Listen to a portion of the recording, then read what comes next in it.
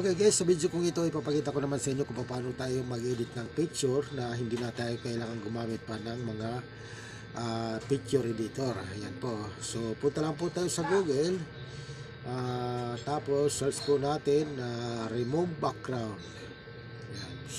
Remove background. Tapos ito na po tayo. Nakikita po natin. Tapos upload image. Pag-upload po ng image, upload image po, yan, ipipindutin po natin yan. So, tapos pupunta natin sa ating gallery para titingnan po natin kung anong image na tatanggalan po natin ang background. Yan po. Yan. So, hindi na po natin kailangan gumamit pa ng mga video apps guys. Sa Google lang po tayo pupunta. So, yan, kukunin po natin si Marcos. Yan, tatanggalan po natin ang background yan. Tapos, yung iba naman, so hindi lang po isa guys, marami po, kukunin po yung lahat po ng mga nagiging presidente pa, tatanggalan po natin ang background.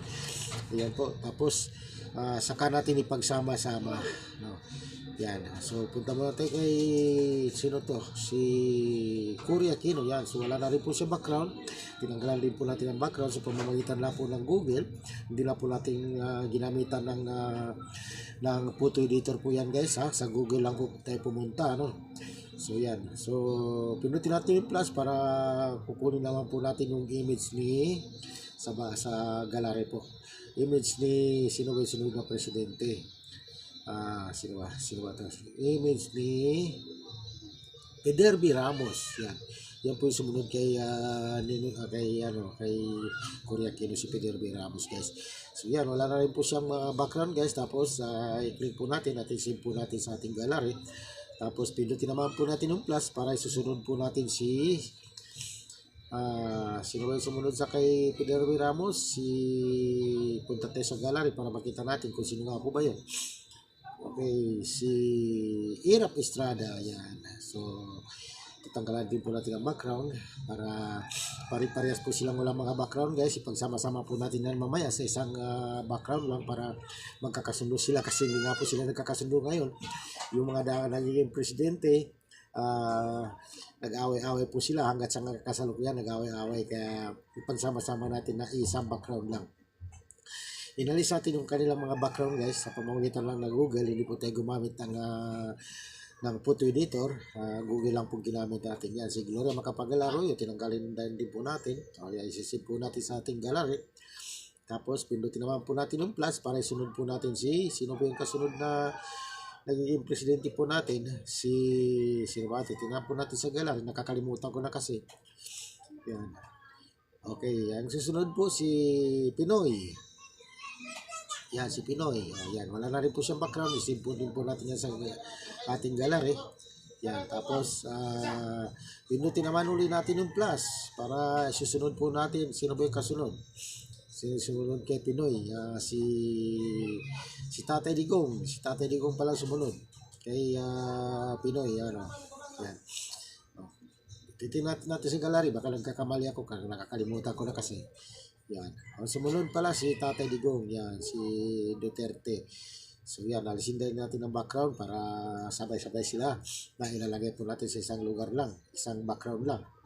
Kasi nga, may kanya-kanya silang background, kaya sa background pa lang, hindi na sila magkakasundo, ano? Yan. So, tapos susunod po natin si Bongbong Marcos. Siya po yung pinaka-huling presidente sa ngayon na hanggat ngayon hindi pa rin sila nagkakasundo, ano? Yan. So wala na silang background, pare-pares guys.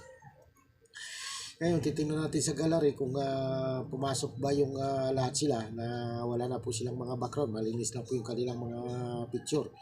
Yan, si Marcos Senior, yan. Sunod-sunod po yan guys, wala na po silang mga background, i-edit lang po natin sa Google. Ngayon, saka tayo gagamit ng video editor at ipagsama-sama natin sila sa isang lugar. Yan, gagamitin natin po yung mapa ng Pilipinas para dyan po natin sila ilalagay lahat. Yan, so ano na po natin si Marcos Senior, ilagay natin sa taas kasi siya po yung pinakauna, ano? Tapos ang sumunod naman po sa kanya, ang sumunod naman po kay Marcos, si Cory Aquino, no? Si Cory Aquino, kukunin din po natin yung image ni Cory Aquino. So ilalagay po natin sa mapa ng Pilipinas para pare-pare po sila.